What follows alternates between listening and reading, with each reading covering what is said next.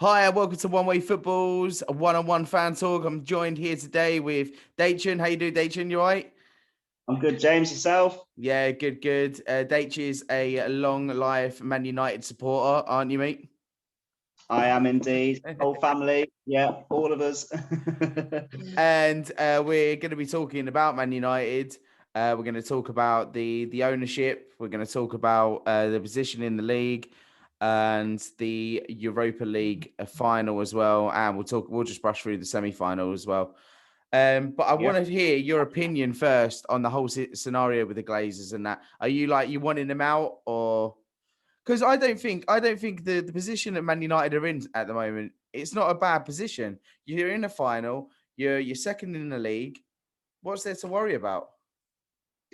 It is. It's slightly bittersweet, I think, for a lot of fans. Obviously, I can understand the protest, and I can understand why people want them out. And it's been that way since they've come in from the very start. The issue is who's going to replace them. What we're doing is, as we are the biggest club in the country in terms of when you look at the money and everything else involved. I'm not going to do two big fan shouts out to success-wise, but ultimately, we've had the least successful period since Fergie left, and we're talking about the last 20, 30 years, we've been at the worst on the pitch that we've ever been. At the same time, we've been able to get the big funds, big money, big transfers. The profile of the team on the pitch has maybe dipped a little, but it looks like we're getting back to where we want to be and where we should be. Financial wise, there's probably not a lot of other people or companies out there that could do a similar job in terms of bringing in the commercial side of things. So it is a bit bittersweet. My opinion personally is that if we can maybe change the Glazers through a bit of hearts and minds, through the fan groups, through communities, and talking to them, making them realise just what a special place and a special club Man United is and should be, I don't see an issue with them staying on. But I do think there should be a much greater engagement with the fans. And that can be allied to make them think. I mean, my first position would be I'd like to see a long-term commitment and an actual step-by-step plan about how to get rid of that debt. We've only recently dropped out of the top three biggest clubs in the world, and that's with us kind of being in and out of the Europa League, in and out of Champions League, dipping up and down the league. So it shows the potential United have if we can actually get to the top 2 or 3 positions year in, year out, and actually mount a campaign in the Champions League. The Glazers have helped with that. There's no denying what their strengths are. It's a case of actually trying to get the fans on board and listening to the fans about what we want for our club. We don't want to have that. We want to have a long-term vision for what happens on the pitch as well as off it. Yeah, because I know, obviously, the times that we're in because of the pandemic and that, and there's been, there's no supporters in the stadium. But I shared a link to the oneWAY Football group page, and it was that the Glazers have left Old Trafford just to rot, and there's leaky roofs, there's mice on the pitch, and a 200 million renovation been rejected. What's all that about? Well, this is it. I mean, one of the biggest things Fergie was about when he first came in was getting that stadium to be the biggest and the best. There's no other atmosphere like it when it's packed on a European night. You can talk about Anfield, you can talk about the new stadiums and Wembley as well. But when that stadium's looked after, there's nothing else like it. Absolutely nothing else like it. You can get close to 80,000 fans in there, and we've been way ahead of any other stadium in terms of capacity. But as you say, it's something that Fergie made sure happened, and it's been left to slide. I'm sure Ollie doesn't want that, but obviously he's still kind of building up his own team and the background team behind him now, which is encouraging signs that it's finally coming through. But like you say, it's something where the priorities aren't there for the things that matter to the fans. So we can sign as many commercial agreements as we want to keep that money coming in. But if it's not going to where it should be as a priority, then the business will slide. And if that's how we have to talk to them, then that's what how to do it. If they care about consumers slipping away from their business, then that's what's going to happen. Season ticket holders aren't going to stay getting rained on every single time. We're talking about Manchester, so they're going to get wet every so often. Yeah. It's not what they want to see. No, that's it. As you say, we don't want a rusty stadium. We don't want to see it mothballed like the San Siro or the old Dele Alpi for Juventus. We're talking iconic landmarks of the game. And Old Trafford should be up there as one of the best in the world. 100%. And it's not just, we can see it happening at Old Trafford, but it's not just Old Trafford it's happening to. Do you know what I mean? It's happening to Arsenal. It's happening to, it's just the whole concept of the football game now is just turned into, we always knew it was a business before, but now it's just turned into a bigger business than it's just basically corporate, isn't it now? All it is about corporate. And that's not what football is about. And when you go to the protesting and stuff like that, you see the protesting, and that's all right on the outside. But what was your thoughts on them actually getting into the stadium the other night against Liverpool? I mean, I didn't agree with the damage and things like that. I mean, personally, if I saw people getting onto the pitch to make a protest, okay, it's going to leave a few marks, but in terms of the damage, in terms of the violence towards the police and things like that, absolutely not. No. You can protest, you can disrupt, but you don't have to take it to that extent. In terms of, and again, reading a lot about it and things like that, it wasn't just, 20-year-old hooligans. There were older supporters. There were people that have clearly followed United and that's their passion, and that's what it's come to a head now. So I mean, like I said, I'll support anyone's right to protest. And if you want to climb up on something, or if you want to break onto a pitch, if you want to delay kickoffs, that's fine. But we're feeling the after effects just on the pitch. We're just feeling it now. We've got, we played yesterday. We've got Leicester tomorrow, and then we've got Liverpool. I mean, these are 3 massive games to end our season with on a build-up to a final. And it's exactly the one thing we didn't want to have to deal with. We didn't want to have this short amount of intensity right at the end of when it really counts for us. And I think there's a possibility. I think if City lose another game or something, you could actually win the league. Well, we sound daft, but stranger things have happened in the world. We're talking about City. We're talking about a fantastic group of players, a squad that has been built over years. But if they lose a game, if we can beat Leicester and scrape a win against Liverpool, if we can get it over the line, no matter what, the pressure is on them. And they haven't always had that pressure on them in this sort of way before. And you never know. So it's something where, we didn't know how the fixture was going to be rearranged, but I could take a pretty good guess that it was what was going to happen. If you can delay a kickoff by an hour because of a protest, you've made your point, because there will be millions tuning in around the world and they will see that. But to have it pulled off, to leave an impression of violence and thuggery, it's not on. And there's much greater ways of engaging with the Glazzers. It sent a message, don't get me wrong, it really did.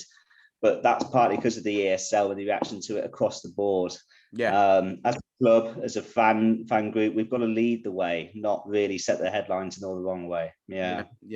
Well, with 4, like I said before, with 4 games left, you got Leicester, you got to play Liverpool, and that's like in a short amount of time. Or what are you playing, like 3 games in 5 days or something like that?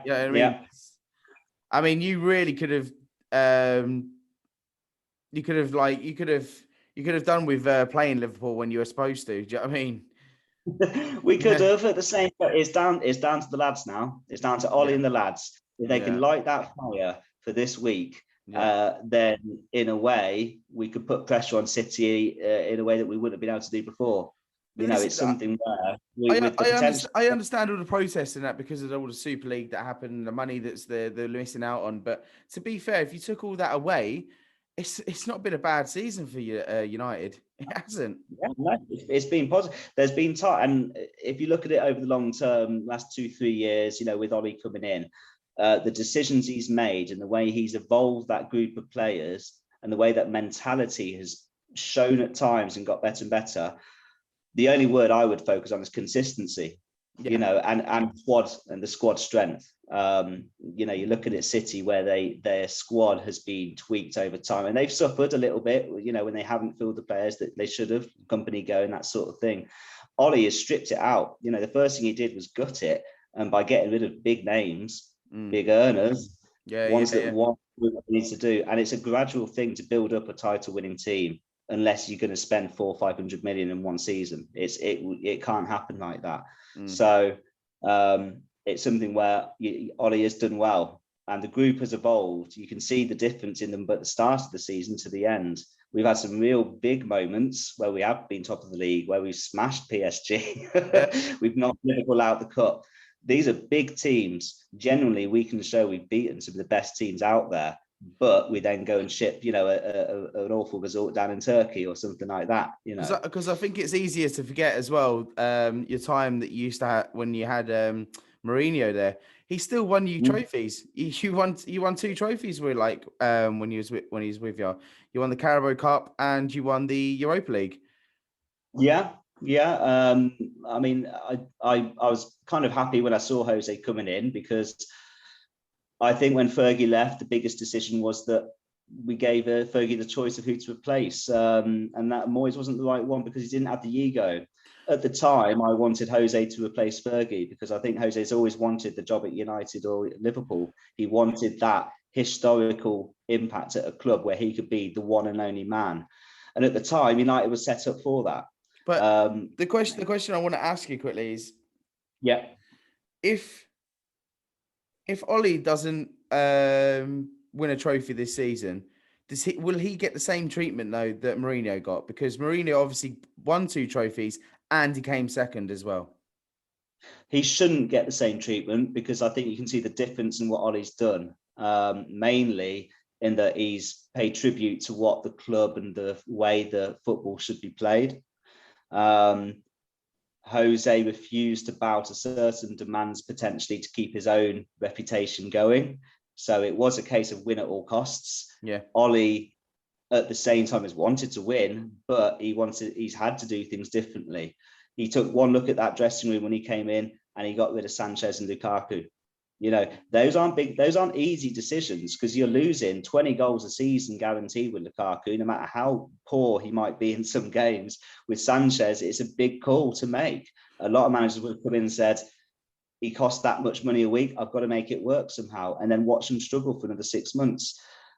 I give credit to Ollie for having the steel that other managers show, but doing it quietly. And then you look at the development of other players that he's come on and brought in. Shaw, this season, is finally showing what Jose, to be fair, had almost got out of him before he got his leg broken. Yeah. So I think Ollie, if we lose the final, I think guaranteed Ollie should stay no matter what, because he's got the team so close to finals, and it's down to the players at some point. The manager can't take the call for a young group of players finding themselves, showing the ability they have and the potential in certain games. But as I say, it's down to maturity and consistency more than anything. I think finishing second, if we lose the final, I'm touching wood here, if we lose it, then we need to have a strong pre-season, a couple of good signings brought in, and then we go. And like I say, if City drop a couple of points, if City win the title, they win the title. But if they then draw or lose the last couple of games as well, we finished 6-7 points behind City. Yeah. You tell me United fans wouldn't have been happy with that last year. No. But, you know, I would like to also mention one name to you, and then I want to see your reaction and what your thoughts on that player, Harry Kane. Bring me Harry Kane gift wrapped in a box. Fergie would have bought him 3-4 years ago. He would have gone straight in and he would have said, you know what, this is what we need. Because Fergie loved a striker, to be fair. And I think Ollie's got that same sort. Ollie's got a good eye for players, in my opinion. We need that player. But I seen a link today, apparently, that they're going to try and put a bid in for Harry Kane. Well, I hope so. I mean, you know, if we're going on first choices, you know, ideal world, £500 million budget. Personally, I'll go for Haaland because of his youth, but also I think he's just built for the Premier League. Mbappe would be nice, but I don't think that's going to happen. Yeah. Kane is moving in. He plays in the league. We know what he's like. We know Levy will milk us for every penny that we have, and he'll do anything he can to stop that happening. but I don't think we can get Mbappe. I don't know where Haaland would go. And for the investment, I'm not sure that he'd stay for more than 2 or 3 years before moving on again. Let's go for Harry Kane. Prime of his career. England guaranteed goals. Why not? What's your price tag on him? Look, this is a COVID world right now. And so that I guess the main question is, how much money do we have in the bank? Because I speak to Tottenham supporters and that, and they, you know, they say, he's got to be worth like 120 million. Or I wouldn't disagree. I wouldn't disagree with. Or if you're gonna, if the lowest price, maybe 85, 90. I'd still go with that. Yeah, if we could get Harry Kane for 80 million or 85 million, then I'd do it. Yeah, I think at this point, it's if United have got the money, then they do what they need to do to get him. I think the squad itself needs a couple of additions anyway, because City have shown what that means. That's why they are top of the league. United have had to field pretty much the same 13 players for most of the season. I've been a bit surprised that we haven't seen Tuanzebe play more. You know, everyone's talking about Lindelof and Maguire as the central partnership. I don't know. You know, we need Ollie's clearly got something in the works, but I don't know whether that's Baez has got a new contract and Tuanzebe is waiting, and he looks a quality player.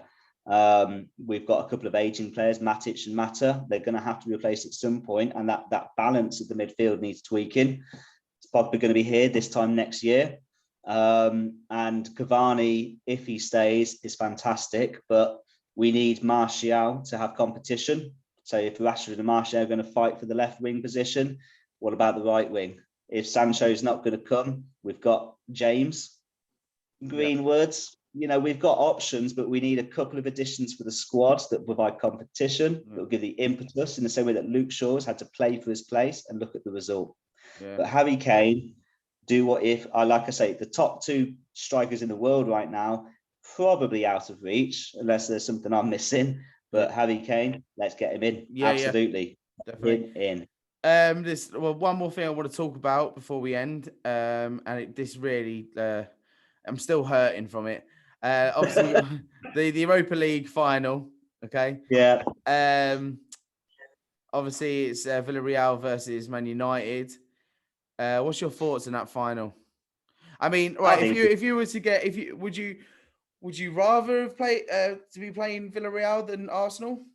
And that's the question. Yeah, I think I would have. I don't think I would have liked to have played Arsenal because your players are familiar with us. I do think Arsenal raised their game for United, because who doesn't raise their game for United? And it would have been a way for you to end your season in a way that would have made a difference to Arteta, I think. I don't have an opinion on Arteta because like I say, it's a shame to see Arsenal where they are.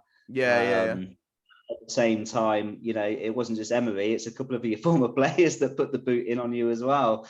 But I think it would have been a defining point for Arsenal. I'm not saying it won't be for Villarreal, because I think they're a tight team and they are strong. But they held out their own. I mean, they played against the poor Arsenal, and that's what it comes to. Do you know what I mean? Because we made them look like Barcelona. Do you know what I mean? Or Real Madrid, you know, or PSG or Man City. We're absolutely poor at the moment. But I could see Unai Emery's going back to his old ways of when he was at Arsenal and kind of sitting back. You know, we got that goal, we got them 2 goals, and he just sat back and let us counter-attack them all the time. Like, and I think that's just the Unai Emery that we used to know when he was at Arsenal, always playing the side ball. Do you know what I mean? And that's kind of stuck with Arsenal, I think, now. You know, playing the side ball and that. Well, it takes time. We see with Ollie, it takes time to perform a reboot of your club, of your style and everything else. You know, Wenger's shadow still haunts the style question sometimes. You know, I still remember the Arsenal of the early 90s where you weren't playing flowing passing football. You were about strength and power and pace. And that's what the United of the 90s. That's what English football was, and Arsenal were English football. And it's something where, you know, Arteta will need time, but ultimately, is 10th good enough to give him that time? No. They were lucky they did play against the poor Arsenal, because you've got some players at the same time. I don't think if it was against United, the poor Arsenal wouldn't turn. I think the Arsenal that you want to see would be there. Yeah. You know, Aubameyang, is he turning into another Sanchez? On his day, he's unplayable. Lacazette, I like Lacazette a lot. But Aubameyang's kind of, when he signed that new contract, he just kind of just went, "Oh, it's done now. I'm safe. I've got all the money that I want now. And that's it. Yeah, you can't I don't need to put like 110% in." You know what I mean? The problem is he's got form. He's got form with that in his own. You know, he down tools at Borussia. You know, and again, I think there's a reason why they're the very, very top clubs. And I'm not criticising Arsenal. I think there's a reason why they didn't touch him, because his record stands out as much as anyone. But I think if Villarreal want to play counter versus counter against Man United, they are welcome to. Going back to the final. What's your prediction on that final? I've got to get a prediction off you.